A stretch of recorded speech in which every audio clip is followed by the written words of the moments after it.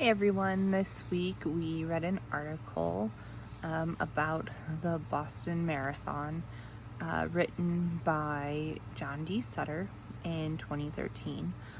Basically, what had happened is that there was a bombing during the marathon, and a lot of people were hurt. But what Sutton actually touched on is how the U.S. as a country, Boston specifically, decided to come together and really show how helpful we are towards everyone, because it seems like in crises, that's what happens. Like, I can remember 9/11 happening, me sitting in school, and it was crazy because all of these people were standing up together as opposed to being separate, no matter color, religion, faith, beliefs. Everyone was banding together and just showing their American spirit.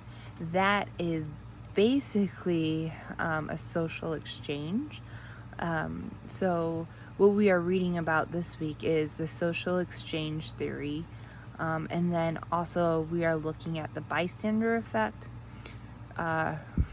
reciprocity norms, and social responsibility norms. So what I've taken away is the bystander effect. That basically is what would cause someone not to go and help someone, just out of feeling awkward or fear. So let me look at my notes real quick. Psychology Today says that it occurs when the presence of others discourages an individual from intervening in an emergency situation. So that could be against bullying or anything of a crisis. So to me, I could see people in the marathon doing that, where Sutton said that he saw a bunch of people running to help. There were also people running away to help from the helping the others. So that would be the bystander effect, because they saw something that either pushed them away from helping, like they didn't want to get hurt themselves or involved, and that caused them to run.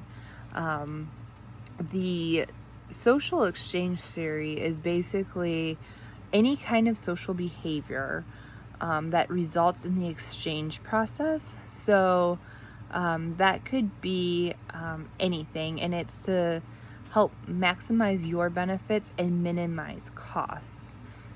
So you're basically thinking of it as a monetary exchange, but it's actually help. So I would look at it as, okay, my mom has done so much for me, so because of everything she's done for me, I will do something good for her. That would also fall under the reciprocity. Reciprocity, social, it's a norm of responding to a positive action with another positive action. So basically you're doing something to reward. One good deed deserves another comes to mind when I hear that. I feel like that is true, just like the two wrongs don't make a right. So if someone does something wrong to you, then doing another wrong is not the way it should go. You should just try to be the better person. And then we also read about social responsibility norm. This tells people that they should help others who need help no matter what. That is definitely apparent in the piece that Sutton wrote, because he said that tons of people ran towards to help, or some people left and ran from the marathon to the hospitals to give blood. They didn't really have anything coming back to them. They weren't police officers doing their jobs. They were just innocent people who were really standing together and trying to really bring our country together during that time of crises. altruism is, to me, not a thing. Like, I know what it means, but I always feel like there's motives behind everything that somebody does. So, yes, I could just be doing something out of the kindness of my heart for someone, but is that really altruistic? I don't think so, because it makes me feel good. I feel like that means that altruism can't actually exist. Um,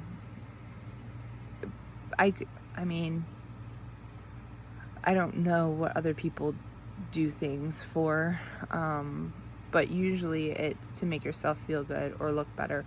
It could be to help somebody else, but then at that point, why are you helping that other person?